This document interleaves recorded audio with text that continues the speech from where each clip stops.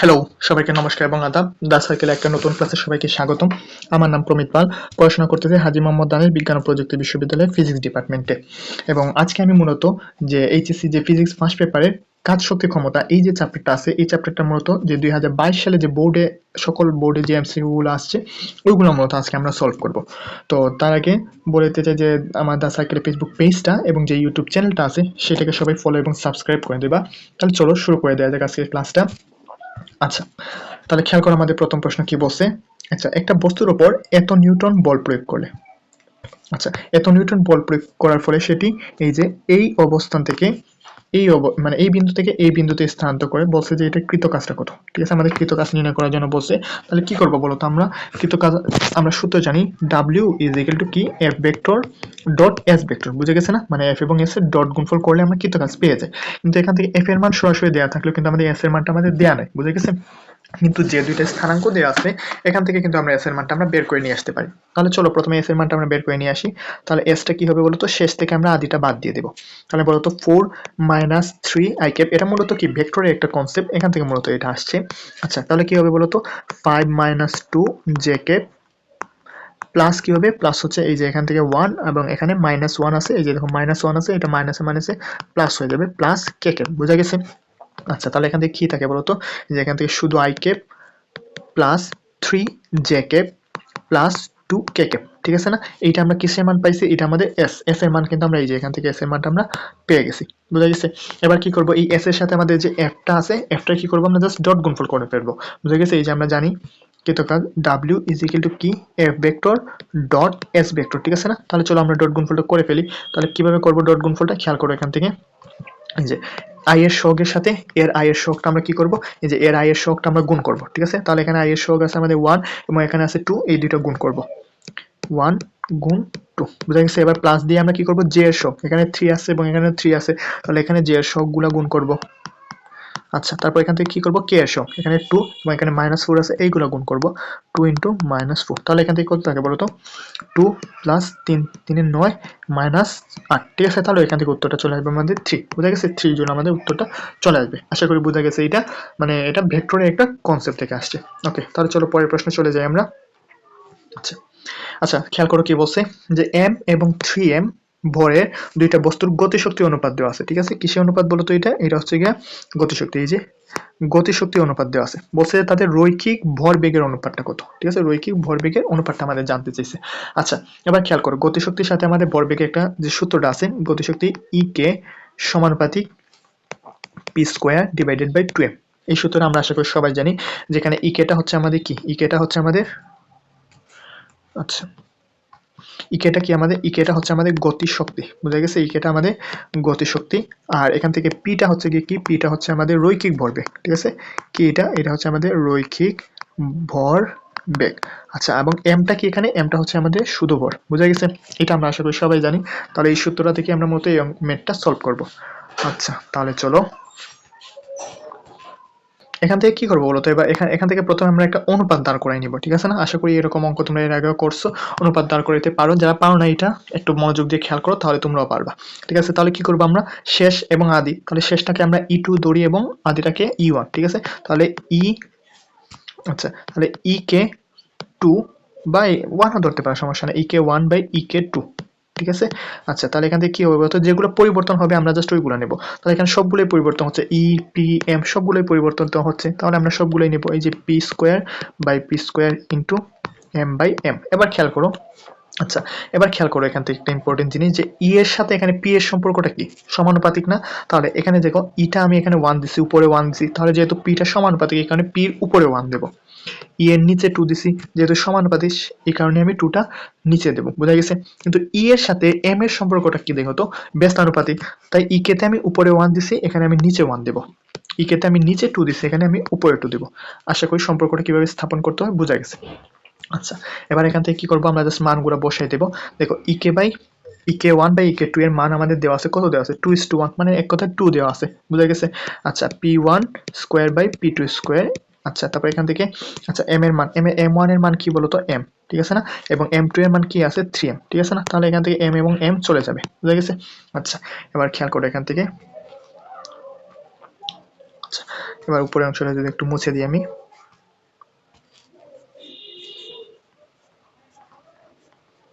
আচ্ছা, এবার কি করব বলতো, এবার জাস্ট আমরা মানে পি গুলোকে পিটাকে রেখে আমরা যেহেতু পি এর মানটা বের করব, মানে অনুপাতটা বের করব, তাই আমরা পি গুলোকে এক পাশে রেখে আমরা বাকিগুলোকে অন্য পাশে নিয়ে নিই, ঠিক আছে না? তাহলে এখান থেকে 2 থাকবে এবং এখানে 3 টা যদি ওই পাশে চলে যায়, কি হয়ে চলে যাবে বলতো? 1/3 হয়ে চলে যাবে, মানে এক কথায় এখানে 2/3 থেকে যাবে। বুঝা গেছে আশা করি? এখানে কি থাকবে?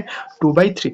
আচ্ছা, এবার যদি আমি কি করি বলতো, এবার যদি আমি উভয় পাশকে রুট করে দিই তাহলে তো আমাদের উত্তরটা চলে আসে, ঠিক আছে না? তাহলে এবার রুট করলে এখানে কি থাকবে বলতো? p1/p2 থাকবে এবং এখানে কি থাকে? এখানে থাকে √2/√3। আচ্ছা, তাহলে এখান থেকে p1:p2 কি থাকে? √2:√3। ঠিক আছে, বোঝা গেছে আশা করি? তাহলে উত্তরটা আমাদের সি হবে। আচ্ছা, তো অনুপাতগুলো একটু ঠিকঠাক করে বসাবা, কারণ অনেক সময় সি এবং ডি এর মধ্যে অনেকের সমস্যা হতে পারে, ঠিক আছে? তো আশা করি বোঝা গেছে। এর পরেরটাতে আমরা চলে যাই। আচ্ছা, কি বলছে দেখো, কাজ শক্তি উপপাদ্য অনুসারে কৃত কাজ নিচে কোন রাশিটি পরিবর্তনের সমান? ঠিক আছে, তাহলে এটা মনে রাখবা যে কৃত কাজ সবসময় গতিশক্তি পরিবর্তনের সমান হয়। ওকে। আচ্ছা, কি বলছে দেখো, কোনটা সংরক্ষণশীল বলের উদাহরণ? ঠিক আছে, সংরক্ষণশীল বল, ঠিক আছে। আচ্ছা, তো সংরক্ষণশীল বলের উদাহরণ প্রথমটা দেখো কি বলছে, যে ঘর্ষণ বল। ঘর্ষণ বল একটা অসংরক্ষণশীল বল। সান্দ্র বল, এইটাও একটা অসংরক্ষণশীল বল। আচ্ছা, তো সংরক্ষণশীল বল বলতে কি বোঝায়? মনে করো এরকম একটা বস্তু আছে, ঠিক আছে, তো এইটার উপর বল প্রয়োগ করার পরে এটা কি হয়েছে, যে ঘুরে ঠিক তার আগের অবস্থানে আবার চলে আসছে। এভাবে ঘুরে বা একটা নির্দিষ্ট পথ ঘুরে সে তার আগের অবস্থানে ফিরত চলে আসে। তাহলে কি হয়েছে এখানে? এখানে কোনো কি কৃতকাজ হয়েছে? এখানে কিন্তু তার কোনো কৃতকাজ হয় না, মানে কৃতকাজটা যা শূন্য হয়েছে, ঠিক আছে। তো এই ধরনের বলটাই কি বলা হয়? সংরক্ষণশীল বল বলে। বোঝা গেছে? আচ্ছা, তাহলে এখান থেকে উত্তরটা দেখো কি হবে। উত্তরটা হবে আমাদের এই যে অভিকর্ষীয় বল, ঠিক আছে। অভিকর্ষীয় বল দ্বারা কৃত কাজ কি হয়? শূন্য হয় এবং এটি হবে সংরক্ষণশীল বল, ঠিক আছে। আর ঘাত বলও হবে না, ঠিক আছে। ঘাত বলও সংরক্ষণশীল বলের উদাহরণ না। ওকে। আচ্ছা, এবার এই প্রশ্নটা খেয়াল করো, খুবই সুন্দর প্রশ্ন। কি বলছে, যে কোনো বস্তুর গতিশক্তি 300%, ঠিক আছে, গতিশক্তি কি হয়েছে? 300% বৃদ্ধি পাইছে। বোঝা গেছে? তাহলে ভরবেগের বৃদ্ধি কতটুকু? ঠিক আছে, মানে বলছে যে গতিশক্তি 300% বৃদ্ধি পাইছে, তাহলে ভরবেগ কতটুকু বৃদ্ধি পাবে এটা নির্ণয় করার জন্য বলছে। আচ্ছা, এখান থেকে একটা ইম্পর্টেন্ট জিনিস মনে রাখবা, যে গতিশক্তি 300% বৃদ্ধি পাইছে, এটার মানে হচ্ছে গতিশক্তি 3 গুণ বৃদ্ধি পাইছে। বোঝা গেছে? কয় গুণ? 3 গুণ বৃদ্ধি পাইছে। আচ্ছা, এবার যদি বলতো তোমাকে গতিশক্তি 400% বৃদ্ধি পাইছে, তাহলে কি বলতা বলো তো? তাহলে এখান থেকে বলতো যে গতিশক্তি 4 গুণ বৃদ্ধি পাইছে। কয় গুণ? 4 গুণ বৃদ্ধি পাইছে। বুঝা গেছে? এবার যদি বলতো তোমাকে 500 গুণ বৃদ্ধি পাইছে, তাহলে কি বলতা? যে এখান থেকে 5 গুণ বৃদ্ধি পাইছে। বুঝা গেছে আশা করি? মানে জাস্ট এখানে 300 বলছে মানে 3 গুণ, 400 বললে 4 গুণ, 500 বললে 5 গুণ, এবং যদি মানে 200 বলতো তাহলে কি বলতো? 200 বললে 2 গুণ। বুঝা গেছে? আচ্ছা, তাহলে এখান থেকে খেয়াল করো এটা কি কাজে লাগবে এখনই দেখবা তোমরা। আচ্ছা, তাহলে এবার মনে করো যে আমার যে ফাইনাল গতিশক্তিটা মানে বৃদ্ধি পাওয়ার পর গতিশক্তিকে আমি ধরলাম কি ই কে প্রাইম, ঠিক আছে, ই কে প্রাইম ধরলাম আমি এখানে। আচ্ছা, এই ই কে প্রাইমটা কি হবে বলতো? আগে আদিতে গতিশক্তি ছিল ই কে, ঠিক আছে। এবার বৃদ্ধি পাইছে কতটুকু? 300% বৃদ্ধি পাইছে, মানে এক কথায় 3 গুণ গতিশক্তি কি হয়েছে? বৃদ্ধি পাইছে। তাহলে বৃদ্ধি পেয়ে নতুন গতিশক্তি কত হয়েছে বলতো? 4 ই কে হয়েছে, ঠিক আছে। মানে বোঝাতে চাচ্ছি যে আগে যদি গতিশক্তি ই কে হয়, তাহলে এবার বৃদ্ধি পাইয়া সেটা কি হয়েছে? 4 ই কে হয়েছে, ঠিক আছে। আচ্ছা, এবার এখান থেকে কি করবো বলতো? আমরা ভরবেগের বৃদ্ধিটা আমরা নিয়ে আসবো। তাহলে গতিশক্তির সূত্র আমরা জানি, একটু আগে মাত্র পড়ে আসছি, যে E K equal to P square divided by 2m। বুঝা গেছে? তাহলে এখান থেকে আবার অনুপাতের সম্পর্ক দিয়ে আমরা কি নিয়ে আসবো বলতো? গতিশক্তি মানে ভরবেগের বৃদ্ধিটা আমরা নিয়ে আসবো। তাহলে চলো আমরা শুরু করে দিই। এখান থেকে আমরা লিখতে পারি, কি লিখতে পারি বলতো? এই যে E K prime by E কে, ঠিক আছে। তারপর এখানে কি আছে? ভরবেগ পি বাই পি, মানে p square by p square, ঠিক আছে না?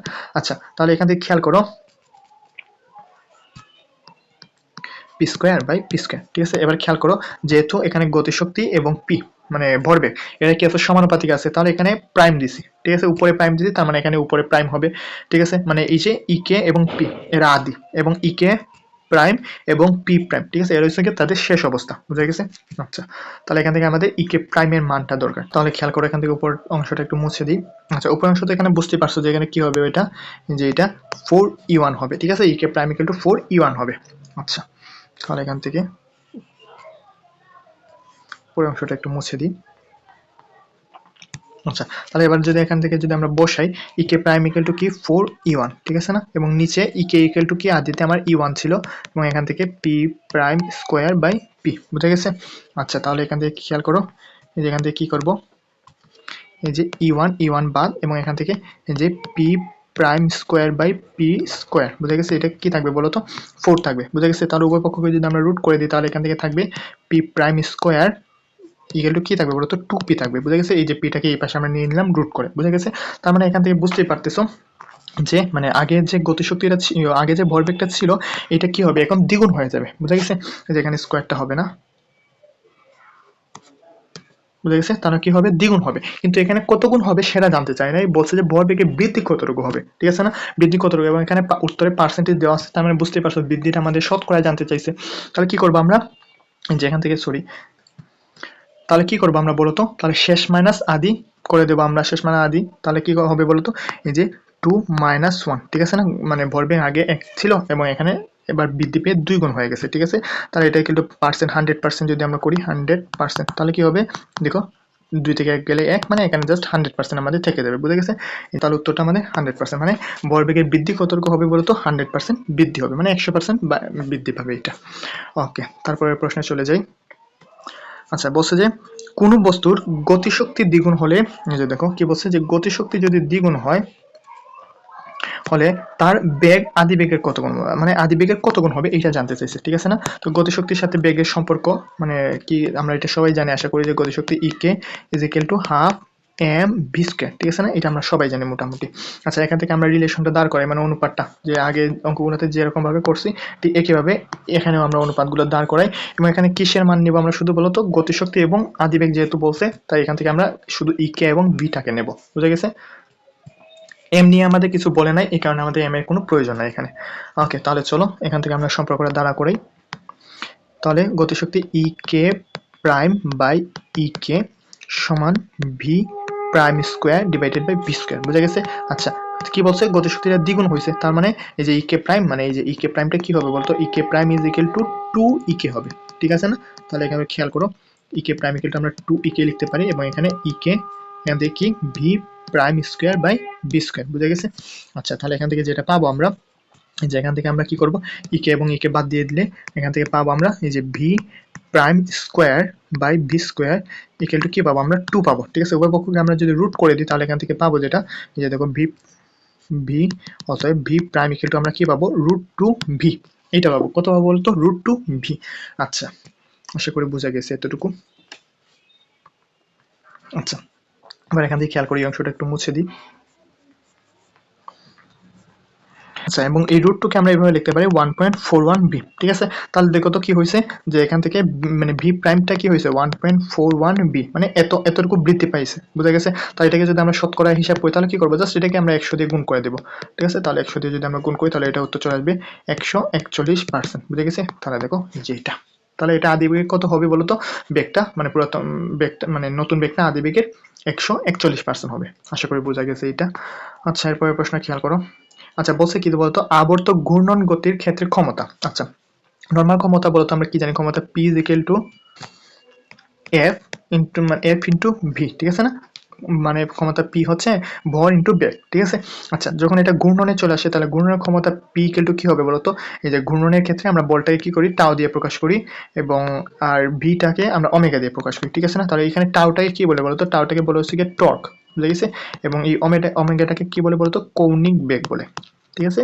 কৌণিক বেগ। তাহলে এখান থেকে কি চলে আসলো, যে ক্ষমতা পি ইজ ইকুয়াল টু, ক্ষমতা পি ইজ ইকুয়াল টু চলে আসলো আমাদের টর্ক ইন্টু কৌণিক বেগ। তাহলে কোথায় আছে দেখো তো, এই যে সি নাম্বার, টর্ক ইন্টু কৌণিক বেগ, বুঝা গেছে? আচ্ছা, তারপরে প্রশ্নে চলে যাই আমরা। আচ্ছা, বলছে দেখো ঘর্ষণ বল দ্বারা কৃত কাজ, ঘর্ষণ বল দ্বারা কৃত কাজ কি হয়, ঋণাত্মক হয়, বুঝা গেছে? যেমন মনে করো একটা গাড়ি, ঠিক আছে? এই যে একটা গাড়ি মনে করো রাস্তায় এইভাবে চলতেছে, ঠিক আছে? এই যে মনে করো এইভাবে রাস্তা দিয়ে সে চলতেছে, ঠিক আছে? তাহলে মনে করো সে সামনের দিকে যেতে যাচ্ছে, মানে সে যেতে যাচ্ছে এই দিক দিয়ে, বুঝা গেছে? কিন্তু তার ওই যে গাড়ির ঘর্ষণটা কি করতেছে, তার মানে গতিটাকে বাধাপ্রাপ্ত করে তাকে মানে পেছন দিক দিয়ে একটা বাধা প্রদান করতেছে, ঠিক আছে? সে এইদিকে যেতে যাচ্ছে কিন্তু সে তাকে বাধা প্রদান করতে পেছন দিক দিয়ে, মানে কি করতেছে, কৃত কাজটা তার ঋণাত্মক হচ্ছে, গাড়িটা সামনের দিক দিয়ে কাজ করতে যাচ্ছে কিন্তু ঘর্ষণটা তার কাজটাকে বিপরীত দিকে করে দিচ্ছে, বুঝা গেছে? তার মানে ঘর্ষণ দ্বারা কৃত কাজ সবসময় ঋণাত্মক হয়। ওকে, আচ্ছা, খেয়াল করো এটা কি বলছে।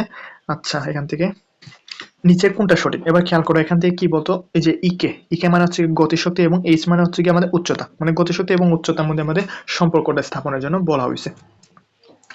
আচ্ছা, এবার খেয়াল করো একটা বস্তু, ঠিক আছে? এই যে মনে করো এরকম একটা বস্তু, সেটাকে কি করছো তুমি, সেটাকে তুমি এবার উপর দিকে ছুঁড়ে মারছো, ঠিক আছে? তাহলে কি হবে বলতো, এখানে ঘটনাটা কি হবে? এই যে বস্তুটাকে যখন তুমি উপর দিকে ছুঁড়ে মারবা, তখন এই যে এই বস্তুটা কি হবে, যত উপরের দিকে উঠতে থাকবে তত তার কি হবে, বেগটা মানে আস্তে আস্তে কমতে থাকবে, ঠিক আছে না? এই যে একটা বস্তুকে তুমি উপরের দিকে ছুঁড়ে মারছো, ঠিক আছে? তো এই বস্তুটা যত উপরের দিকে উঠবে তার কি হবে, বেগটা কমতে থাকবে। এবং বেগ কমা মানে কি বলতো, গতিশক্তি কমা, ঠিক আছে? গতিশক্তি ইকুয়াল টু কি বলতো, হাফ এম বি স্কয়ার, ঠিক আছে না? তাহলে এখানে সমানুপাতিক সম্পর্কে সম্পর্কিত এরা। এই যে গতিশক্তি এবং বেগ আমাদের সমানুপাতিক সম্পর্কে সম্পর্কিত। তাহলে গতিশক্তি যদি মানে বেগটা যদি আমাদের কমে, তাহলে গতিশক্তিটাও কি হবে, কমবে। বুঝা গেছে? আচ্ছা, তাহলে এখান থেকে কি হয় বলতো, যখন তুমি এটাকে উপর দিকে ছুঁড়ে মারবা, তখন এই যে এটার কি হবে, এটা বেগটা ধীরে ধীরে কমতে থাকবে। এবং কমতে কমতে একটা সময় এই যে সর্বোচ্চ উচ্চতায় গিয়ে এটা বেগটা বিটা কি হয়ে যাবে, বিটা আমাদের জিরো হয়ে যায়। বিটা কি হয়ে যায়, জিরো হয়ে যায়, ঠিক আছে না? আবার যখন এই বস্তুটা, সেম বস্তুটা যদি আবার নিচের দিকে পড়তে থাকে, তাহলে কি খেয়াল করো কি হবে, নিচের দিকে যখন পড়বে তখন এটার কি হবে, বেগটা ধীরে ধীরে বৃদ্ধি পাবে। এবং ঠিক পড়ার ঠিক আগের মোমেন্টে এটা বেগটা কি হবে, বেগটা সর্বোচ্চ হবে, ঠিক আছে? বোঝা গেছে আশা করি। তাহলে এখান থেকে খেয়াল করো যে যখন বেগটা শূন্য হবে, তার মানে কি হবে, গতিশক্তিটাও কি হবে, গতিশক্তিটাও শূন্য হবে। বুঝা গেছে? তার মানে সর্বনিম্ন হবে গতিশক্তিটা, কি হবে মানে ইকে মিনিমাম হবে, সবচেয়ে ইকে মিনিমাম বা সর্বনিম্ন হবে। বোঝা গেছে? এবং যখন ভি ম্যাক্স মানে যখন মানে বেগটা যখন সর্বোচ্চ হবে, তখন কি হবে, বেগটা যখন সর্বোচ্চ হবে তখন গতিশক্তিটাও কি হবে, সর্বোচ্চ হবে। বোঝা গেছে আশা করি এই জায়গা থেকে। এবং এবার খেয়াল করো বেগটা কোথায় সর্বোচ্চ হচ্ছে, বেগটা সর্বোচ্চ হচ্ছে গিয়ে দেখো, এই যে দেখো এই অবস্থানে। বুঝা গেছে? মানে ভূমিতে পড়া ঠিক আগ মুহূর্তে তার বেগটা সর্বোচ্চ হচ্ছে, এবং ভূমি থেকে সর্বোচ্চ উচ্চতায় তার বেগটা কি হচ্ছে, সর্বনিম্ন হচ্ছে বা শূন্য হয়ে যাচ্ছে। বুঝা গেছে আশা করি। তাহলে এবার খেয়াল করো এখান থেকে, এবার চিত্রগুলোর দিকে ভালো করে খেয়াল করো। দেখো এই চিত্রটার দিকে খেয়াল করো, এখানে কি হয়েছে, কি হচ্ছে এখানে, এখানে এই যে দেখো যখন ভূমিতে ছিল তখন তার কি ছিল, গতিশক্তিটা সর্বোচ্চ ছিল। যত সে এইদিকে যাচ্ছে, মানে উচ্চতা হাইট যত বাড়তেছে তখন তত কি হচ্ছে, তার গতিশক্তি কমতেছে। কি হচ্ছে, গতিশক্তি কমতেছে। এবং সর্বোচ্চ উচ্চতায় গিয়ে দেখো তার গতিশক্তিটা কি হয়ে গেছে, গতিশক্তিটা শূন্য হয়ে গেছে। বোঝা গেছে? তার মানে দেখো যত উচ্চতা বাড়বে তত তার বেগটা কি হবে, বেগটা কমতে থাকবে। বেগ কমা মানে হচ্ছে কি গতিশক্তিটাও কমা, ঠিক আছে? এবং সর্বোচ্চ উচ্চতা উঠে গেলে পরে তার গতিশক্তিটা কি হয়ে যায়, শূন্য হয়ে যায়। বোঝা গেছে? তাহলে উত্তরটা হবে আমাদের ডি। দেখো উচ্চতা যত বাড়তেছে তার গতিশক্তিটা কি হচ্ছে, তত কমতেছে। আচ্ছা, আশা করি বোঝা গেছে এটা। আচ্ছা, এরপরের প্রশ্ন খেয়াল করো কি বলছে। আচ্ছা, স্প্রিংকে প্রসারিত করলে এর মধ্যে কোন ধরনের শক্তি সঞ্চিত হয় বলতো, কোন শক্তি সঞ্চিত হয়? অবশ্যই সেটা কি হবে বলতো, বিভব শক্তি। কি হবে, বিভব শক্তি, ঠিক আছে? যেমন একটা স্প্রিং আছে, এটাই কি করলা তুমি, এই যে একটা স্প্রিং আছে, বুঝা গেছে? আচ্ছা, এটাই কি করলা তুমি, একটু প্রসারিত করলা, এবারে টান দিয়ে কি করলা, প্রসারিত করলা, ঠিক আছে? তো প্রসারিত করার পর যখন ধরে রাখবা, যে প্রসারিত করে মনে করে এইভাবে হাত দিয়ে তুমি কি করছো, ধরে রাখছো, ঠিক আছে? তার মানে এর মধ্যে যে শক্তিটা এখন সঞ্চিত আছে সেটা কি হবে, সেটা হবে বিভব শক্তি। এবার যদি তুমি এটাকে ছেড়ে দাও, তাহলে কি হবে, সেটা এইভাবে আগে পিছিয়ে সেটা দুলতে থাকবে। তখন সেটা এই যে ওই বিভব শক্তিটা কি হবে, গতি শক্তিতে রূপান্তর হয়ে যাবে। বা যদি উল্টাভাবে চিন্তা করো, মনে করো এরকম একটা স্প্রিং আছে, তুমি এটাকে কি করলা, সংকুচিত করে ফেলা, এই যে এইভাবে করে এখানে সংকুচিত করে হাত দিয়ে এইভাবে ধরে রেখে দিলা। বোঝা গেছে? তখন যে এই যে সংকুচিত করলা, তখনও কিন্তু তার মধ্যে কি হবে, বিভব শক্তি জমা হবে। এবং যখন তুমি এটাকে ছেড়ে দিবা, তখন সেটাও কি হবে, আবার এভাবে আগে পিছিয়ে দুলবে, ঠিক আছে? মানে তখন আবার তার গতিশক্তি, বিভব শক্তিটা গতিশক্তিতে রূপান্তর হয়ে যাবে। তার মানে স্প্রিংকে তুমি প্রসারিত করো বা সংকোচন করো, তার মধ্যে যে শক্তিটা সঞ্চয় হবে সেটা হচ্ছে গিয়ে তার বিভব শক্তি। আচ্ছা, এবার খেয়াল করো কেন্দ্রমুখী বল দ্বারা কৃতকাজ। কেন্দ্রমুখী বল দ্বারা কৃতকাজ কি হয় বলতো, কেন্দ্রমুখী বল দ্বারা কৃতকাজ শূন্য হয়। এটা কিভাবে হয় বলতো, যেমন এখানে মনে করো একটা বস্তু আছে, ঠিক আছে? এই বস্তুটা কি হচ্ছে, যে এইভাবে মানে এইভাবে মনে করো একটা বস্তু, সেটা বৃত্তাকার কক্ষপথে কি করতেছে, এইভাবে ঘুরতেছে, ঠিক আছে? এইভাবে ঘুরতেছে, বুঝা গেছে? আচ্ছা, তাহলে তার কেন্দ্রমুখী বল যেটা হবে, মনে করো এই যে তার এই যে এটা হচ্ছে গিয়ে তার কেন্দ্রমুখী বল, ঠিক আছে? এবং তার সরণটা কি হবে, তার ঠিক লম্ব অক্ষ বরাবর হবে, ঠিক আছে? কেন্দ্রমুখী বলটা যদি এটা হয়, সরণটা হবে ঠিক তার লম্ব বরাবর, ঠিক আছে? তাহলে এখানে কি হবে, এই যে এখানে লম্ব বরাবর তার সরণটা কাজ করবে। তাহলে আমরা জানি কি, তো কাজ ডাব্লিউ ইকুয়াল টু কি বলতো, এফ এস কস থিটা। বুঝা গেছে? তাহলে লম্ব যদি হয়, তাহলে এখান থেকে থিটার মান কত হবে, 90 ডিগ্রি হবে। তাহলে এখান থেকে যদি এফ এস থিটার মান, যদি কস থিটার মান যদি আমরা 90 বসাই, তাহলে কি হবে বলতো, কস 90 এর মান হচ্ছে গিয়ে আমাদের 0। তার মানে এই পুরোটার মান আমাদের 0 চলে আসছে। বুঝা গেছে? তার মানে কেন্দ্রমুখী বল দ্বারা আমাদের কৃত কাজ কি হয়, শূন্য হয়। আচ্ছা, আচ্ছা, বৃত্তাকার পথে ঘূর্ণনরত একটা বস্তুর উপর কেন্দ্রমুখী বল দ্বারা কৃত কাজ, সেম কনসেপ্ট। এই যে একটা বস্তু বৃত্তাকার কক্ষপথে, এই যে একটা বৃত্তাকার কক্ষপথে কি করতেছে, এই যে একটা বস্তু মনে করো ঘুরতেছে, মনে করো এই যে একটা বস্তু, সেটা বৃত্তাকার কক্ষপথে কি হচ্ছে, ঘুরতেছে। বুঝা গেছে? তাহলে তার কেন্দ্রমুখী বল দ্বারা এই যে এখান থেকে মনে করো এভাবে কেন্দ্রমুখী বল কাজ করতেছে, এই যে কাজ করতেছে, তাহলে এবং তার সরণটা কি হবে বলতো, ঠিক লম্ব বরাবর, ঠিক আছে, কেন্দ্রমুখী বলের সাথে ঠিক লম্ব বরাবর সরণ হবে, ঠিক আছে। তাহলে এই যে এখান থেকে থিটার মানটা কত হবে বলতো, থিটা হবে আমাদের 90 ডিগ্রি, ঠিক আছে। তাহলে কৃতকাল ডাব্লিউ ইকুয়াল টু কি জানি আমরা, এফ এস কস থিটা, ঠিক আছে। এবং কস 90 এর মান হচ্ছে আমাদের 0, তার মানে এটার মান আমাদের 0, ঠিক আছে, কত হবে, 0 হবে। আচ্ছা, তারপর কি বলছে যে দেখো নিচে কোনটা অসংরক্ষণশীল বল, ঠিক আছে। ঘর্ষণ, যে আমরা আগে পরে যে তখন বলছিলাম কিন্তু যে ঘর্ষণ বল এবং সান্দ্র বল কি হয়, অসংরক্ষণশীল বল হয়। তাহলে দেখো এই যেখানে সান্দ্র বল আমরা পেয়ে গেছি, ঠিক আছে, আর একটা ঘর্ষণ বল, ঠিক আছে, ঘর্ষণ বল, ঠিক আছে, এইটাও প্রচুর আসে, ঠিক আছে। ঘর্ষণ বল, সান্দ্র বল আমাদের অসংরক্ষণশীল বল। আচ্ছা, তারপর এটা কি বলছে, কোন বস্তু তার অবস্থানের কারণে কি অর্জন করে। আচ্ছা, তাহলে এটা কি বলতো, এটা হবে বিভব শক্তি, বোঝা গেছে। কোন বস্তুকে তার অবস্থানের কারণে শুধুমাত্র বিভব শক্তি অর্জন করে, ঠিক আছে। যেমন স্বাভাবিক অবস্থা বা অবস্থায় পরিবর্তন করলে কোনো মানে বস্তুকে একটা অবস্থা থেকে যখন আমরা আরেকটা অবস্থায় রূপান্তর করি, তখন ওই বস্তুটা যে কাজ করে, যে সামর্থ্যটা অর্জন করে, সেটাকে মূলত কি বলে বলতো, তার বিভব শক্তি বলে, বোঝা গেছে। মানে স্বাভাবিক অবস্থা বা অবস্থা পরিবর্তন করে কোনো বস্তুটাকে যদি তার একটা অবস্থা থেকে যদি অন্য আরেকটা অবস্থানে নেওয়া হয়, তাহলে যে সে এই বস্তুটা যে কাজ করার যে সামর্থ্যটা অর্জন করে, সেই সামর্থ্যটাই হচ্ছে কি তার বিভব শক্তি বা স্থিতিশক্তি, বুঝা গেছে। তাহলে অবস্থানের কারণে কোনো বস্তু কি করে, তার বিভব শক্তি অর্জন করে। ওকে, এটা মোটামুটি মুখস্থ টাইপের বলতে পারো। আচ্ছা, কি বলছে বলতো, 100 কেজি ভরে একটা বস্তুর ভরবেগ এত, ঠিক আছে। এই যে খেয়াল করো, এখান থেকে 100 কেজি ভরের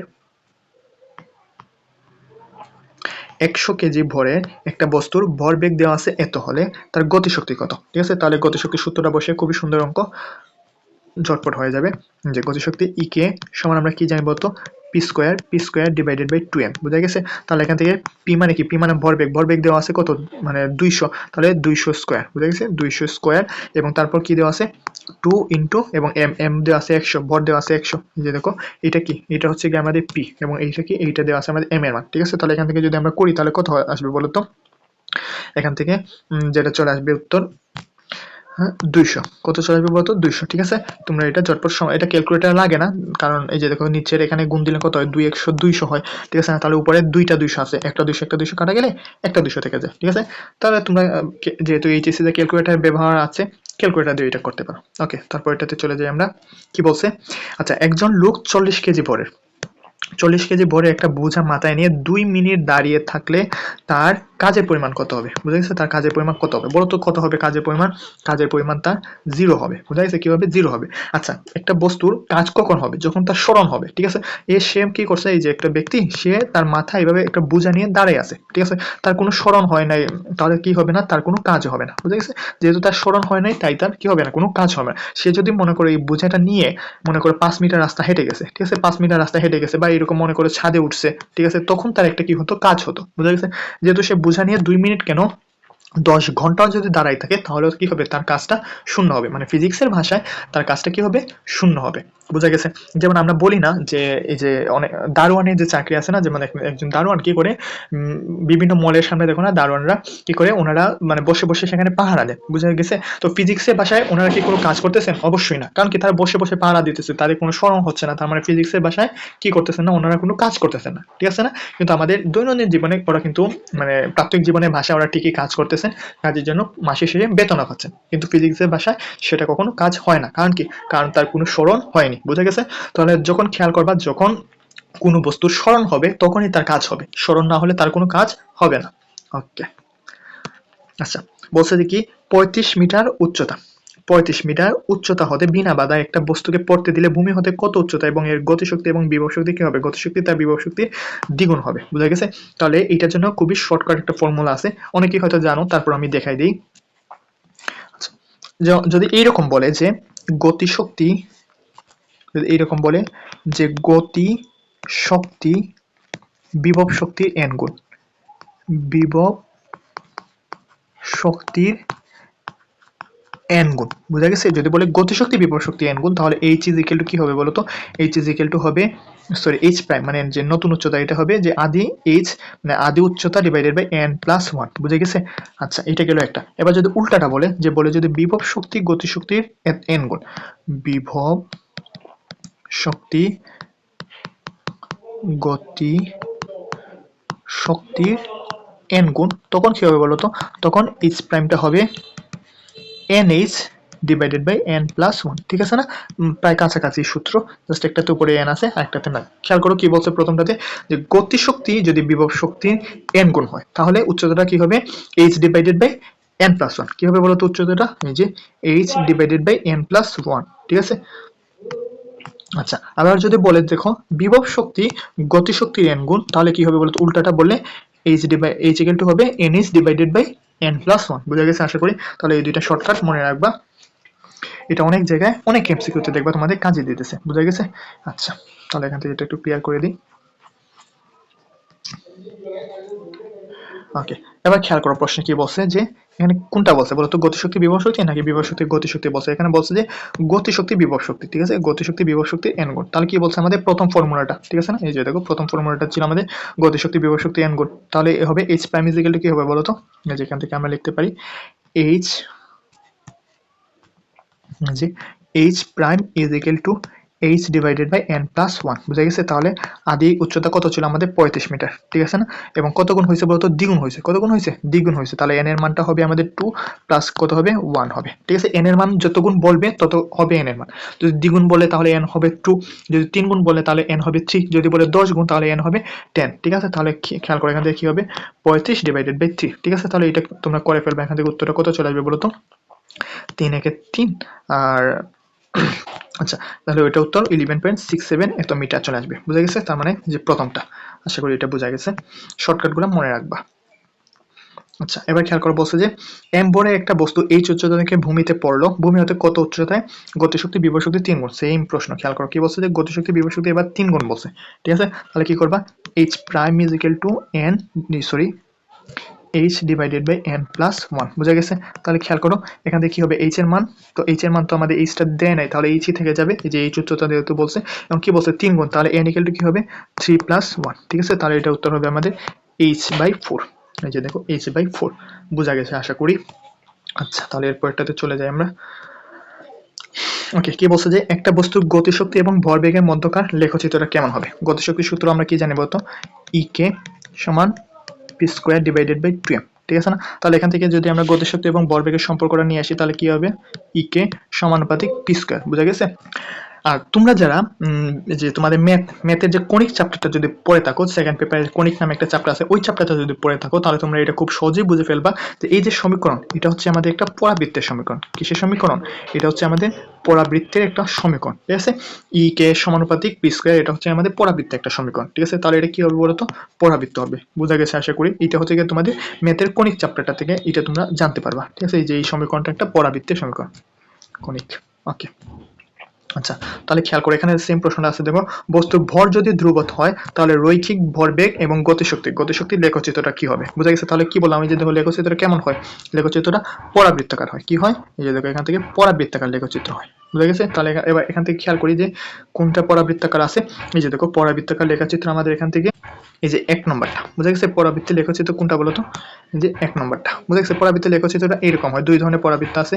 এই যে এইরকম একটা পরাবৃত্ত হয় আর একটা হয় এইরকম, বা এইরকমও হয়, আবার কিরকম হয়, এইরকম, এইভাবে পরাবৃত্ত হয়। বুঝা গেছে? এটা তোমরা ম্যাথের চ্যাপ্টারে জানতে পারো। পরাবৃত্তের দুইটা সমীকরণ আছে, এই যে y square equal to 4ax, আবার একটা আছে s square equal to 4ay, ঠিক আছে? এরকম দুইটা সমীকরণ হয় এবং দুইটা সমীকরণের জন্য দুইটা চিত্র হয়, যে এইভাবে একটা আর একটা হয় এইভাবে একটা, ঠিক আছে? আবার প্লাস মাইনাসের জন্য হয় এই যে এইভাবে একটা, মাইনাসের জন্য এই যে এই দুইটা মাইনাসের জন্য, শেষে দুইটা মাইনাসের জন্য হয় এবং প্রথম দুইটা প্লাসের জন্য হয়। বুঝা গেছে? আচ্ছা, তাহলে এটা মেথে জানতে পারবা। আপাতত এটা এখান থেকে জেনে রাখো যে এটা হবে a নাম্বার। তাহলে দেখো এই যে এটা এইভাবে গেছে না, এই যে এইভাবে, বাকি অংশটা নাই এখানে, এই যে এইভাবে এটা। বুঝা গেছে? ওকে, আচ্ছা এরপরটাতে চলে যাই আমরা। আচ্ছা, কি বলছে বলতো, গতিশীল একটা বস্তুর বেগ যদি 2/3 হলে গতির শক্তি কত হবে? ঠিক আছে? আচ্ছা, বলছে যে বেগটাকে কি করা হয়েছে, 2/3 করা হয়েছে। আচ্ছা, তাহলে আমরা সূত্রটা কি জানি আমরা, ইকে সমানুপাতিক হাফ এম ভি স্কয়ার। বুঝা গেছে? তাহলে বেগটাকে বলছে 2/3 করা হয়েছে, তাহলে বেগ ভি প্রাইম কি হবে বলতো, আগের বেগের 2/3 হবে, ঠিক আছে না? তো এবার যদি আমরা সম্পর্কটা লিখে ফেলি তাহলে এখান থেকে কি চলে আসবে বলতো, এই যে ইকে প্রাইম বাই ইকে সমান চলে আসবে v prime square divided by V square. বুঝা গেছে? আচ্ছা, তাহলে এখান থেকে আমাদের এই যে ই কে প্রাইম চলে আসবে বলতো কি, V prime square divided by V square into E K. বুঝা গেছে? এখান থেকে আমরা যদি মানটা বসাই তাহলে এখান থেকে ইকে প্রাইমের মানটা কি পাবো বলো তো? আচ্ছা দেখো, এই যে দেখো v prime by v prime by b, যে এই বিটাকে যদি এইভাবে নিয়ে যাই আমরা নিচে, তাহলে কি চলে আসবে তো বলতো? ভি প্রাইম বাই বি সমান আমাদের 2/3 চলে আসবে, ঠিক আছে? তাহলে এখান থেকে আমরা এই যে এটা 2/3 স্কোয়ার, এবং এখান থেকে ইকে এর মান কত চলে আসবে? এই যে ইকে তো ইকে, ঠিক আছে? তাহলে ইকেটা কত আসবে বলতো? এই যে এখানে 2 আর 2 4 আর 3 আর 3 9, ঠিক আছে? 9 ইকে, 4/9 ইকে, ঠিক আছে? তাহলে এটা হবে আমাদের এইটা। বোঝা গেছে আশা করি। এখানে 2টা দাগ পড়ে গেছে, সমস্যা নাই, ভুলে পড়ে গেছে। আচ্ছা, এরপর এটাতে চলে যাই। 60 মিটার উচ্চতা থেকে বিনা বাধায় পড়তে দিলে ভূমি হতে কত উচ্চতায় বিভব শক্তি গতিশক্তি অর্ধেক হবে? খেয়াল করো কি বলছে, যে বিভব শক্তি গতিশক্তি অর্ধেক। তাহলে তোমরা এটাকে এইভাবে চিন্তা করতে পারো, বিভব শক্তি গতিশক্তি অর্ধেক মানে কি? গতিশক্তি বিভব শক্তির দ্বিগুণ হবে। কি হবে? গতিশক্তি বিভব শক্তির দ্বিগুণ, বিভব শক্তির দ্বিগুণ। বুঝা গেছে? এইভাবে তোমরা এটাকে চিন্তা করতে পারো যে বিভব শক্তি গতিশক্তির অর্ধেক। বুঝা গেছে? এই যে দেখো, বিভব শক্তি গতিশক্তি অর্ধেক, এটার মানে হচ্ছে গিয়ে যে গতিশক্তি বিভব শক্তির দ্বিগুণ হবে। বুঝা গেছে? আচ্ছা, তাহলে এখান থেকে এটা কি করতে পারো বলতো? যে আগের যে শর্টকাট, এই শর্টকাট এইচ এন প্লাস 1, বুঝা গেছে? তাহলে এখান থেকে কি করতে পারো? এইচ কত দেওয়া আছে? 60 মিটার, এবং এখান থেকে এন এর মান আমাদের যেহেতু দ্বিগুণ, এই যে এখান থেকে খেয়াল করো, এই যে এটা দ্বিগুণ, ঠিক আছে? তাহলে 2 প্লাস 1, ঠিক আছে না? তাহলে কত হবে? 60 ডিভাইডেড বাই 3, ঠিক আছে না? তাহলে কত হবে? এটা 20 মিটার। আচ্ছা, তো এটাকে তোমরা এইভাবে চিন্তা করে করতে পারো, বা এটাকে তোমরা আরেকভাবে চিন্তা করে করতে পারো। সেটা হচ্ছে গিয়া এই যে তোমরা যে মনে করো যে এই জায়গা থেকে করবা যে বিভব শক্তি গতিশক্তি অর্ধেক, মনে করো এটা মানেই যে গতিশক্তি বিভব শক্তি দ্বিগুণ, এটা যদি তোমাদের মনে না থাকে তাহলে কি করবা বলো তো? যে এই সূত্রটা খাটাবা। কোনটা? এই যে পরেরটা, 2 নম্বরটা। বুঝে গেছি? এই 2 নম্বরটা খাটাবা। কিভাবে খাটাবা দেখো, 2 নম্বর সূত্রটা একটু দেখে নাও। এখান থেকে আমরা এবার এটা খাটাবো, সেম উত্তরে আসবে, কোনো সমস্যা নাই। এখান থেকে কি করবো বলতো? H prime is equal to NH divided by কত? H N plus 1। তাহলে এন এর মানটা কত হবে বলতো? এখানে কি বলছে? অর্ধেক। অর্ধেক মানে কত বলতো? এই যে n is equal to half. অর্ধেক মানে কি বোঝায়? হাফ বোঝায়। বুঝা গেছে? তাহলে এখান থেকে বসাবা তোমরা n এর মান, এই যে এখানে বসাবা হাফ, প্লাস এখানে গুণ হবে, গুণ এইচ এর মান কত? এই যে এইচ এর মান এখানে 60, বুঝা গেছে? এবং নিচে বসাবা হাফ প্লাস 1, বুঝা গেছে? তাহলে এখান থেকে যদি আমরা করি তাহলে কি হবে বলতো? এই যে এটা দিয়ে এটাকে কাটলে কি থাকবে? 30 থাকবে। কি থাকবে? 30। উপরে থাকবে 30, এবং নিচে যদি আমরা এটাকে করি 1 প্লাস 1/2 ইজ ইকুয়াল কত থাকবে? 3/2, বুঝা গেছে? তাহলে এটা যদি আমরা করি তাহলে 30, এবং এই যে এটা 30, এবং এটাকে যদি আমরা উপরে তুলে নিই তাহলে এটা 3 এবং নিচে 3, ঠিক আছে? তাহলে এখান থেকে এটা কাটাকুটি করলে পরে দেখবা এটা উত্তর 20 চলে আসে। বুঝা গেছে? তাহলে উত্তরটা সেমই আসবে, কোনো সমস্যা নাই, তোমরা যে কোনো ভাবেই করতে পারো। ওকে, আচ্ছা আচ্ছা, এবার খেয়াল করো কি বলছে, যে দুইটা বস্তুর গতিশক্তি কি? গতিশক্তির সমান। দুইটা বস্তুর গতিশক্তি যদি সমান হয়, প্রথম ভর অন্যটির ভরের 4 গুণ হলে ভরবেগের অনুপাতটা কত? আচ্ছা, এবার খেয়াল করো কি বলছে, যে গতিশক্তির সাথে সম্পর্কটা কি? গতিশক্তি E = p square divided by 2m, বুঝা গেছে? এবার বলছে যে গতিশক্তিটা সমান, তাহলে আমরা অনুপাতটা আগে লিখে ফেলি। আচ্ছা, E কে প্রথমটি ভর অন্যটি ভর। আচ্ছা, E কে 1 বাই E কে 2 ইজ ইকুয়াল টু কি হবে বলতো? p1 square by p2 square into m by m, ঠিক আছে? m1 m2, বুঝা গেছে? তো আশা করি এটা কি জন্য করছি দেখো, e এর সাথে p টা সমানুপাতে গেছে, যার কারণে এখানে 1 দেওয়া, এখানে 1, এখানে 2 দেওয়া, এখানে 2 দিছি। বুঝা গেছে? আচ্ছা, কিন্তু e এর সাথে m টা ব্যস্ত আনুপাতিক থাকা, এখানে 1 দেওয়া, এখানে 1 দিছি, এখানে 1 দেওয়া, এখানে 2 দেওয়া, এখানে 2 দিছি। বুঝা গেছে আশা করি? আচ্ছা, এবার খেয়াল করো প্রশ্নে কি বলছে, প্রথমটার ভর অন্যটার 4 গুণ, ঠিক আছে? প্রথমটার ভর অন্যটার 4 গুণ হলে ভরবেগ বলছে। তাহলে খেয়াল করো, প্রথম বস্তুর ভর যদি আমাদের m1 হয়, মানে অন্যটা 4 গুণ বলছে। প্রথম বস্তুর ভরটাকে যদি আমরা m1 ধরি, তাহলে m1 হবে অন্য বস্তু, মানে m2 এর কত গুণ? m2 এর 4 গুণ হবে। বুঝা গেছে? প্রথম বস্তুর ভরটা অন্য বস্তুর ভরে কত হবে? 4 গুণ হবে, মানে m1 = 4 m2 হবে। আচ্ছা, তাহলে এখান থেকে বসে এখন কি বলছে? গতিশক্তিগুলো সমান, ঠিক আছে না? তাহলে গতিশক্তিগুলো সমান হলে এই যে এদের মান কত চলে আসবে? এদের মান 1 1 চলে আসবে, মানে এদের অনুপাতটা আমাদের কত চলে আসবে? 1 চলে আসবে। কারণ মনে কর প্রথমটা গতিশক্তি 30, এরপরটা গতিশক্তি 30 আর 30 ভাগ দিলে আমাদের 1 থাকবে। প্রথমটা গতিশক্তি 50, এরপরটাও 50, মানে 1 থাকবে। মানে এক কথা সমান যেহেতু বলছে, তাদের অনুপাতটা কি হবে? 1 হবে। ওকে, আচ্ছা, তারপরে এখানে কি চলে আসবে? এখানে চলে আসবে এটা 1, আর এখানে p1 square by p2 square, এবং এখান থেকে থাকবে বলতো m2 কে আমরা লিখতে পারি কি? m1 কে আমরা লিখতে পারি কি? 4 m2, বুঝা গেছে? এবং এখান থেকে m2, তারপর এখান থেকে আমরা এই যে m2 বাদ দিয়ে দিতে পারি। এবার কি করব, আমরা সবগুলোকে এক পাশে করে ফেলবো।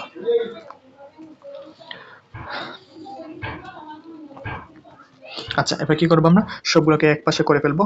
খেয়াল করো, এক পাশে বলতে এই যে P one square by P two square এটাকে এক পাশে রেখে, মানে আমরা তো ভরবেগের অনুপাতটা বের করবো, তাই ভরবেগটাকে রেখে বাকিগুলোকে আমরা এক পাশে করে ফেলবো। তাহলে এক পাশে করে কি এই 4টা এই পাশে চলে যাবে গুণ হয়ে, তাহলে কত চলে আসবে এখানে 4, ঠিক আছে না?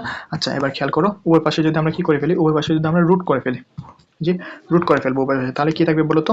এখান থেকে থাকবে P one by পি2 is equal two 2, বুঝা গেছে? তাহলে এখান থেকে পি1 ইজ টু পি2 কত থাকবে বলো তো? এটা অনুপাত 2:1, ঠিক আছে? তাহলে এই যে 2:1 এইটা আমাদের উত্তর। আচ্ছা, চলো এরপর ম্যাথে চলে যাই।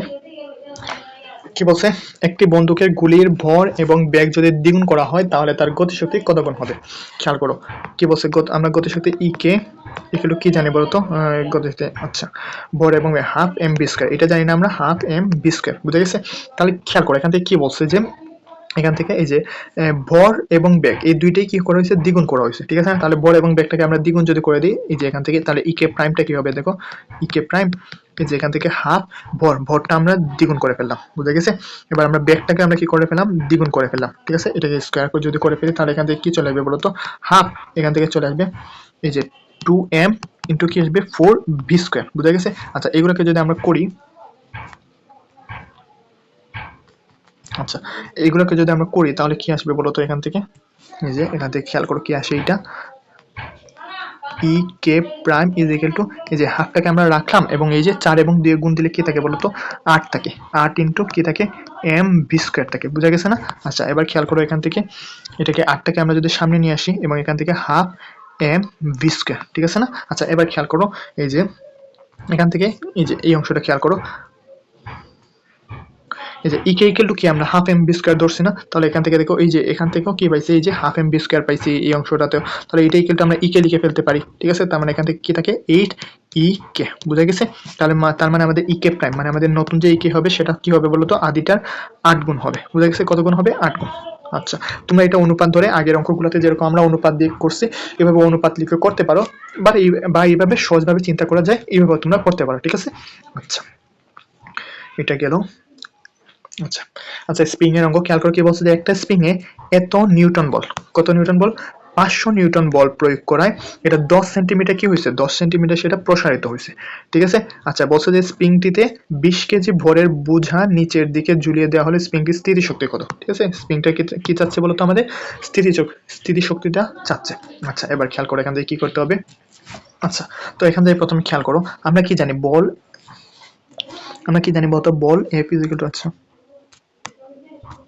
আমরা জানি কি, যে বল এফ ইজ ইকুয়াল টু কি এম এ, এটা আমরা জানি না এখান থেকে। আচ্ছা, এবার এখান থেকে আমরা ভরের মানটা বের করব প্রথমে। আচ্ছা, এখান থেকে কি আছে? 500 আছে এফ, ঠিক আছে? এম এর মান আমরা জানি না, এবং যেহেতু এই যে স্প্রিং এবং এই যে এরকম স্প্রিং আছে এখানে নিচে ভর ঝুলানো হয়েছে, মানে এই যে টান বলটা এটা কিসের জন্য হচ্ছে বলতো? অভিকর্ষের ত্বরণ, মানে জি এর জন্য। তার মানে এম এর মানটা কি হবে এখানে বলতো? এই যে সরি, এখানে এটা কি হবে? জি হবে, ঠিক আছে? এটা কি হবে? এখানে আমার জি হবে, বুঝা গেছে? তাহলে এটার মান হবে আমাদের 9.8, বুঝা গেছে? আচ্ছা, তাহলে এবার খেয়াল করো এখান থেকে যদি আমরা এম এর মানটা নিয়ে আসি তাহলে কত হবে? এই যে 500 ডিভাইডেড বাই 9.8, তাহলে এখান থেকে আমাদের এমটা চলে আসবে কত বলো তো? এমটা চলে আসবে আমাদের 196, ঠিক আছে? এত কেজি চলে আসবে, ঠিক আছে? এটা তোমরা ক্যালকুলেটর দিয়ে করে নেবা। আচ্ছা, এতটুকু তো বুঝলাম। এবার খেয়াল করো এখান থেকে, আচ্ছা আচ্ছা এবার খেয়াল করো এবার কি হচ্ছে দেখো, আমরা যখন এটা 500 নিউটন বল ছিল তখন, মানে 500 নিউটন বল কখন হয়েছে বলতো? যখন এখানে আমরা 196 কেজি যখন ঝুলাইছি তখন এটা 500 নিউটন বল হয়েছে এবং এটা 10 সেন্টিমিটার প্রসারিত হয়েছে। আচ্ছা, এবার খেয়াল করো এখানে কি বলছে, যে 20 কেজি, মানে 20 কেজি ভর এবার ঝুলানো হয়েছে, তাহলে কি হবে বলতো? 20 কেজি ভর যদি ঝুলানো হয় তাহলে কত সেন্টিমিটার প্রসারিত হবে এটা আমাদের বের করতে হবে। তাহলে 20 কেজি ভরের জন্য আমাদের বল কত হবে বলতো? আচ্ছা, বল এফ ইজ ইকুয়াল টু কি হবে? এম জি, ঠিক আছে? তাহলে এম এর মান হবে আমাদের 20 এবং জি আগের মতোই 9.8 হবে। তাহলে এখান থেকে যদি আমরা করি তাহলে এটা কি হবে? 196 নিউটন, বুঝা গেছে? আচ্ছা, মানে এটাকে আমরা F2 ধরে নিতে পারি। F2 আমাদের কত হবে? 196 নিউটন। এবার এখান থেকে এটা আমরা কি করব, এই 196 নিউটনের জন্য এটা কতটুকু প্রসারিত হবে, বুঝা গেছে? এইটা আমরা নির্ণয় করব, ঠিক আছে? তাহলে খেয়াল করো এবার, তো এটা কি করতে পারো তোমরা? ঐকিক নিয়ম করে ফেলতে পারো। এখানে ঐকিক নিয়মটা কিভাবে বলো তো? দেখো, 500 নিউটন বল প্রযুক্ত করলে সেটা 10 সেন্টিমিটার প্রসারিত হয়, 10 সেন্টিমিটার কি হয়?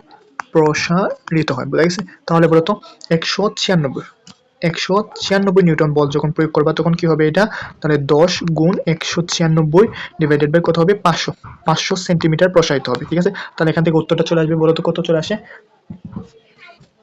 এটা আসে 3.92 সেন্টিমিটার। ঠিক আছে, 92 সেন্টিমিটার চলে আসে। এবং এটাকে তোমরা কি করবা, মিটারে নিয়ে যাবা। ঠিক আছে না, তাহলে মিটারে নিয়ে যেতে কি করতে হবে, তোমাদের 100 দিয়ে ভাগ করতে হবে। তাহলে এখান থেকে উত্তরটা চলে আসবে 0.0392 মিটার। এটা চলে আসে তোমাদের কি উত্তর। ঠিক আছে, তার মানে তোমরা যদি 20 কেজি ভর ঝুলাও, এই দেখো তোমরা যদি এখান থেকে 20 কেজি ভর ঝুলাও, এই যে 20 কেজির জন্য, ঠিক আছে না, 20 কেজি ভর যদি ঝুলাও তাহলে এখান থেকে এত এত মিটার প্রসারিত হবে, আমরা এটা পেয়ে গেলাম। ঠিক আছে না। আচ্ছা, এবার খেয়াল করো এখান থেকে কি করতে হবে। আচ্ছা আচ্ছা আচ্ছা, এবার কি বলছো এখান থেকে, আমাদের স্প্রিংটা স্থিতিশক্তি। তো স্থিতিশক্তি আমরা জানি কত, স্থিতিশক্তির সূত্রটা জানাইছে গিয়া এই যে হাফ কে এক্স স্কোয়ার। যদি ইকে ধরি তাহলে ইকে ইজ ইকুয়াল টু কি, হাফ কে এক্স স্কোয়ার। তাহলে এক্স এর মান তো আমরা জেনে গেছি, 20 কেজির জন্য আমরা কতটুকু পাবো, এই যে 20 কেজির জন্য যেটা পাবো এটি হচ্ছে মূলত আমাদের এক্স এর মান। ঠিক আছে না, এই যে এইটি কি হবে আমাদের, এইটি হবে আমার মূলত এক্স এর মান, বুঝা গেছে। আচ্ছা, এই এক্স এর মানটা আমরা কিন্তু পেয়ে গেছি, এক্স এর মানটা আমরা কি করছি, পেয়ে গেছি। কিন্তু আমরা এখান থেকে কে এর মানটা পাই নাই। কে এর মানটা কি করবো, এই যে দেখো এইখান থেকে নিয়ে আসবো, এই যে এই জায়গা থেকে আমরা নিয়ে আসবো। তো আমরা কি জানি বলতো, F is equal two K into x, এটা আমরা জানি না একটা সূত্র, এই যে f is equal two K into x. তাহলে এখান থেকে আমরা চলো নিয়ে আসি, এই যে এফ ইজ ইকুয়াল টু কি, কে ইন্টু এক্স। ঠিক আছে না, কে ইন্টু এক্স। ঠিক আছে, তাহলে এখান থেকে এক্স ইজ ইকুয়াল টু কি হবে বলতো, এফ বাই, সরি কে এর মান বের করবো। তাহলে কে ইজ ইকুয়াল টু কি হবে বলতো, এফ বাই এক্স। আচ্ছা, তাহলে এফ এর মান কত বলতো, এফ এর মান 500 নিউটন যদি বসাই তাহলে এখানে কত সেন্টিমিটার প্রসারিত হয়েছে আমাদের, 10 সেন্টিমিটার। ঠিক আছে না, তাহলে এখান থেকে এটাকে মিটারে বসাতে হবে। মিটারে বসালে কি হবে বলতো, 10 সেন্টিমিটার মানে 0.1 মিটার। তাহলে এখান থেকে আমাদের যে মানটা আসবে এটা হবে গিয়ে 5000। ঠিক আছে না, 5000 এটা কি হবে, নিউটন পার মিটার। ঠিক আছে, তাহলে এটা পেলাম আমরা কে এর মান। ঠিক আছে না, এবার এখান থেকে আমরা স্থিতিশক্তি বের করে ফেলবো। স্থিতিশক্তি কি হবে বলতো, ই কে ইজ ইকুয়াল টু আমাদের হাফ কে এক্স স্কোয়ার। ঠিক আছে, তাহলে এখান থেকে হাফ বসাবো, কে এর মানটা কত বলতো, কে এর মানটা আমরা পাইছি 5000। আর এখান থেকে এক্স এর মানটা কিন্তু এটা বসাবো না, এটা কখন বসাবো, এটা যখন আমরা 500 নিছিলাম, 500 নিউটনের জন্য আমরা এটা বসাইছি। ঠিক আছে না। আচ্ছা, তাহলে এখানে কত বসাবো বলতো, এখানে বসাবো এই যে আমরা যেটা পাইছিলাম, কত পাইছিলাম 0.0392, এই যেটা বসাবো 0.0392। ঠিক আছে, এটা স্কোয়ার, বুঝা গেছে। আচ্ছা, তারপর কি করবা, এটা জাস্ট তোমরা ক্যালকুলেটারে চাপ দিয়ে তোমরা বের করে ফেলবা এবং এটার উত্তর এখান থেকে আসবে, দেখো এটা এই যে 3.80, এইটা চলে আসবে। বুঝা গেছে আশা করি। ম্যাথটা অনেক আসলে একটু বড়, তবে ক্যালকুলেটর দিয়ে যখন করবা মাথায় মাথায় অনেক জিনিস তোমরা সহজে করে ফেলতে পারবা। আশা করি এত চাপ হবে না। এটা মোটামুটি একটা রিটেন টাইপেরই ম্যাথ বলা যায়। প্রথম থেকে একটু আমরা রিক্যাপ করি কি কি করছি। এই যে এই জায়গা থেকে খেয়াল করো আমরা কি কি করছি।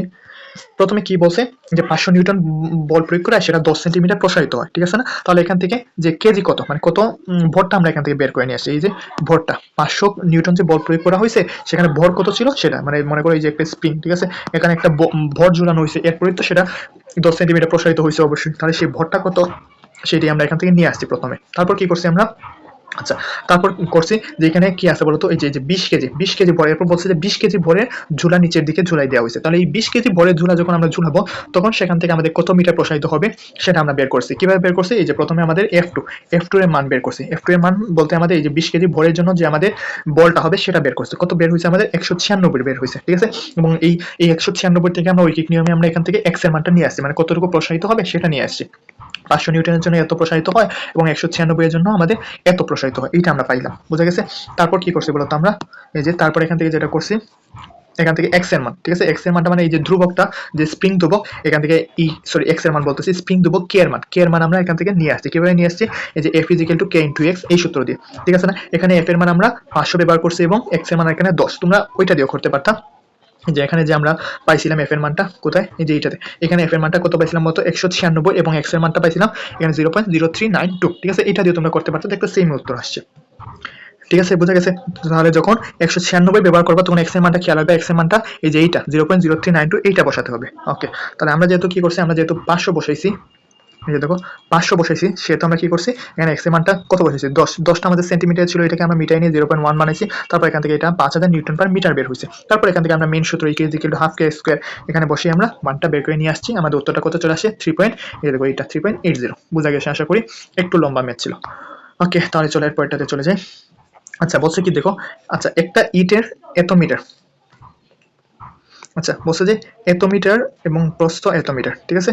দৈর্ঘ্য দেওয়া আছে এত, প্রস্থ দেওয়া আছে এত এবং উচ্চতা দেওয়া আছে এত, ঠিক আছে? আচ্ছা, এর ভর যদি এত হয়, ভর দেওয়া আছে কত 2.25 কেজি, তাহলে এটাকে কি করছে, এর দৈর্ঘ্যকে আনুভূমিক অবস্থা থেকে উলম্ব অবস্থায় নিয়ে আসতে কি পরিমাণ কাজ করতে হবে? আচ্ছা, এটা বলতে বোঝাচ্ছে, যেমন মনে করো এটা একটা ইট, ঠিক আছে? মনে করছো এটা একটা ইট, ঠিক আছে? আনুভূমিক অবস্থায় উলম্ব, মনে করো এরকম ভাবে আছে আর কি, ইটটা এইভাবে শোয়ানো অবস্থায় আছে, ঠিক আছে না? তো বলছে যে এই শোয়ানো অবস্থা থেকে এই ইটটাকে, সেম ইটটাকে বলছে কি এই শোয়ানো অবস্থা থেকে এইভাবে খাড়া অবস্থায় নিয়ে আসতে, এই যে এইভাবে খাড়া অবস্থায় নিয়ে আসলে তার মানে কাজটা কত হবে, ঠিক আছে? তার কৃত কাজের পরিমাণটা নিয়ে আসতে হবে, মানে এই যে কাজটা করতে হবে শোয়ানো থেকে আমরা খাড়া অবস্থায় নিয়ে আসলে যে কাজটা হবে সেই কাজের পরিমাণ আমাদের নির্ণয় করার জন্য বলা হয়েছে, বুঝা গেছে? আচ্ছা, তো এখান থেকে অনেক জিনিস আছে, মানে ভর কেন্দ্রের কনসেপ্ট অনেক জিনিস আছে, এগুলো তোমাকে আমি এত কিছু বলবো না, এগুলো যদি সিকিউ হতো তাহলে বলতাম, যেহেতু এমসিকিউ আমাদের এটা, তাহলে আমরা এত কিছু বলবো না, এটাকে সংক্ষেপে কিভাবে করতে হয় সেটি আমি বলে দেবো। তাহলে কি করবা বলতো, আমরা কৃতকাজ ডাব্লিউ ইকুয়াল টু কি জানি বলতো, এম জি এইচ, ঠিক আছে না? এম জি এর মান নিয়ে কোনো সমস্যা নাই, সমস্যা হচ্ছে কি আমাদের এই যে এইচ এর মানটা নিয়ে, বুঝা গেছে? এইচ এর মানটা কি বসাবো, এইটা নিয়ে। তাহলে এইচ এর মানটা তোমরা যেটা করবা, বুঝা গেছে? কি করবা বলতো, এইভাবে বসাবা, W is equal to M G, তো বসাবা এইভাবে। এইচ এর মানটা কি বসাবা বলতো, এই যে এখান থেকে প্রথমে দৈর্ঘ্য, দৈর্ঘ্য বিয়োগ উচ্চতা, উচ্চতা ডিভাইডেড বাই 2, ঠিক আছে? এই সূত্র বসাবা, এই সূত্র দিয়ে তোমাদের কি চলে আসবে, মানে সম্পূর্ণ মানটা এক ঝটকে মানে একবারে চলে আসবে, বুঝে গেছে? এই যে দেখো এই সূত্রটা বসাবা তোমরা। তাহলে চলো আমরা বসাই এখান থেকে, এম জি এর মান কত হবে বলো তো, এম এর মান এখানে দেওয়া আছে 2.5, ঠিক আছে? জি এর মান কত হবে আমাদের 9.8 হবে। উচ্চতা ওই দৈর্ঘ্য, দৈর্ঘ্য দেওয়া আছে কত বলো তো, দৈর্ঘ্য দেওয়া আছে 0.48, ঠিক আছে? এবং উচ্চতা কত দেওয়া আছে, উচ্চতা দেওয়া আছে 0.12, ঠিক আছে? এবং এখান থেকে দুই দ্বারা এটাকে কি করবো, ভাগ করবো, তাহলে এখান থেকে উত্তরটা চলে আসবে আমাদের 4.41, ঠিক আছে? এটা তোমরা ক্যালকুলেটর দিয়ে, অবশ্যই ক্যালকুলেটর দিয়ে এগুলো করবা। আচ্ছা সরি, এখানে কাজে দেখো কি হবে, জুল হবে, ইয়ে দেখো 4.41 জুল। আশা করি এটা বোঝা গেছে, এই সূত্রটা দিয়ে তোমরা ঝটপট করে ফেলতে পারবা, ঠিক আছে? উচ্চতা জায়গায় কি হবে, দৈর্ঘ্য মাইনাস উচ্চতা ডিভাইডেড বাই 2, বোঝা গেছে? ওকে। আচ্ছা, তারপর খেয়াল করে এখানে কি বলছে, যে কোনো বস্তুর উপর লব্ধি বল যদি শূন্য হয় তাহলে কি হবে বল।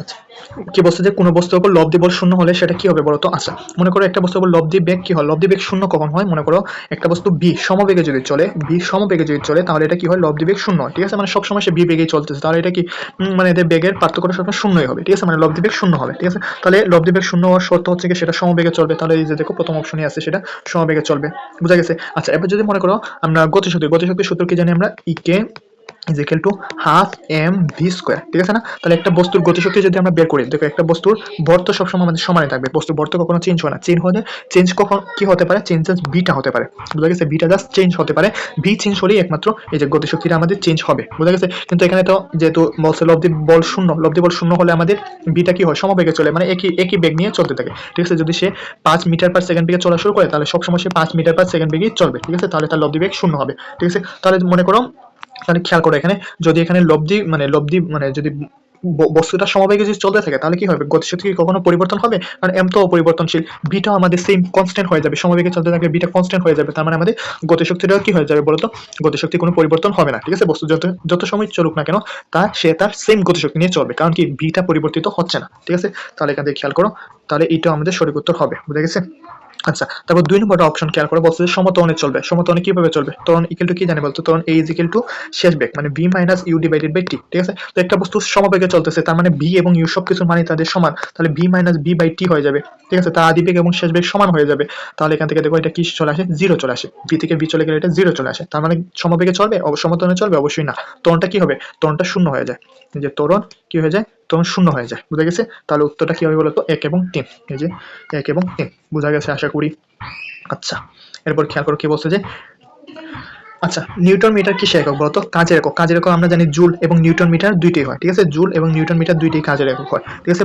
বলের ভ্রামকের একক আমরা নিউটন মিটার, এটা আমরা জানি। আর কৌণিক বেগের একক কি বলতো, কৌণিক বেগের একক আমরা সবাই জানি যে kg metre square per second, ঠিক আছে? এটা হচ্ছে আমাদের কৌণিক বেগের একক, ঠিক আছে? তাহলে নিউটন মিটার একমাত্র কাজের একক হয় এই যে কাজ এবং বলের ভ্রামক, ঠিক আছে? 2 এবং 3, বুঝা গেছে আশা করি। ওকে, তারপর কি বলছে বলতো, আচ্ছা খেয়াল করো, 15 মিটার উচ্চতা থেকে একটি গাছ থেকে 200 গ্রামে একটি আম নিচে কাদা মাটিতে পড়ে 10 সেন্টিমিটার গর্ত সৃষ্টি করলো। আচ্ছা, বলছে ভূমি হতে কত উচ্চতায় আমটি বিভব শক্তির গতিশক্তির দ্বিগুণ হবে। তাহলে খেয়াল করো, এই যে বিভব শক্তির গতিশক্তির দ্বিগুণ পড়ে আসছি না আমরা, এই যে কোথায়, এই জায়গায় বিভব শক্তি গতিশক্তি দ্বিগুণ হলে আমরা এই যে নিচের ফর্মুলাটা ইউজ করবো, বিভব শক্তি গতিশক্তি যতগুণ হলে আমরা নিচের টার্ম ব্যবহার করবো। তাহলে চলো এটা আমরা ব্যবহার করে ফেলি। আচ্ছা, এই যে এখানে তাহলে কি করবো বলতো, এইচ প্রাইম কি হবে, এই যে এখান থেকে এইচ প্রাইম কি হবে বলো তো, h prime is equal to n h divided by n plus 1, ঠিক আছে না? তাহলে এখান থেকে এন বলছে কত, দ্বিগুণ হবে, 2 প্লাস এইচ কত বলছে বলো তো, 15, সরি এখানে গুণ হবে, তো গুণ 15 এবং এখানে কি আসবে 2 প্লাস 1 3, ঠিক আছে না? তাহলে 15 দুগুণা কত হবে 30/3 ইকুয়াল টু, এটা উত্তর চলে আসবে আমাদের 10 মিটার, ঠিক আছে? কত চলে আসবে 10 মিটার, আশা করি বোঝা গেছে। আচ্ছা এরপরের প্রশ্ন খেয়াল করো কি বলছে। আচ্ছা তো সেম ডাকি বলা আছে যে 15 মিটার উচ্চ থেকে একটি ডাল হতে 200 গ্রাম ভরের একটা আম কাদামাটিতে পরে 10 সেন্টিমিটার গর্ত সৃষ্টি করে। এবার বলছে যে কাদামাটির গড় প্রতিরোধ বলটা কত। খেয়াল করো কি হয়েছে এখানে ঘটনাটা। এই যে মনে করো এটা একটা আম, ঠিক আছে? এটা কি, এটা মনে করো একটা আম, বুঝা গেছে? তো এটা কি হয়েছে বলতো, উপর থেকে পড়ছে, এই যে উপর থেকে কি করছে, এইভাবে পড়ছে, মাটিতে পড়ছে। পড়ার পর কি হয়েছে এখানে, পড়ার পর যেটা হয়েছে, এই যে কাদা মাটি, নিচে কি ছিল, কাদা ছিল, এই যে মনে করো এখানে একটু কাদা ছিল, ঠিক আছে? কাদা মাটিতে কি হয়েছে, সেটা কত সেন্টিমিটার বলতো, এই যে 10 সেন্টিমিটার নিচে চলে গেছে। এই যে কাদা মাটিতে পড়ে সেটা 10 সেন্টিমিটার নিচে চলে গেছে, বুঝা গেছে?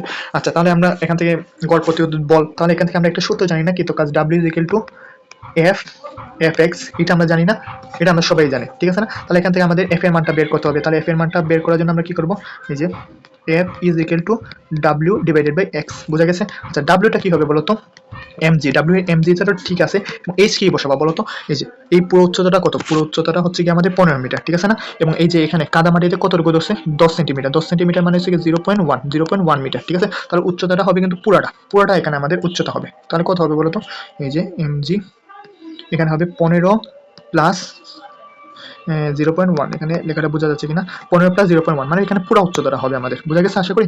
এই যে এখান থেকে খেয়াল করো, এই যে এখানে 15, এই উচ্চতাটা হচ্ছে কি আমাদের 15, এবং এই যে মাটিতে পড়ছে কত, এই যে এখান থেকে এটাকে সরাই লিখে ফেলি একটু,